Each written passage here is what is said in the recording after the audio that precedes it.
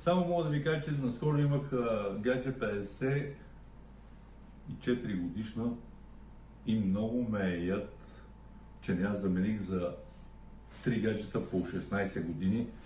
Щях да бъда много по... Али!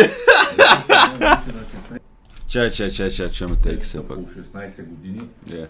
Щях да бъда много по-щастлив. 16 години. Да ходя голямото междучасие да ги вижда. Представи си, брат, 8 клас. Излизате голямото междучасие 9 клас с моичето от коса, ти гаджето и идва топ пич.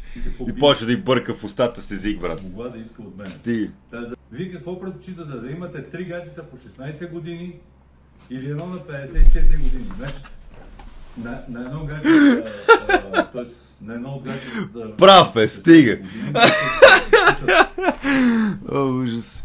С 20 лева си бомба там, 3 на 16. Да, 3 гаджета на 16. Работа 50 лева да удовлетвориш интересите.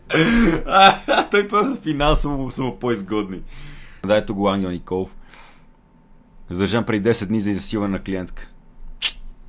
Кукт. Ангел кукт.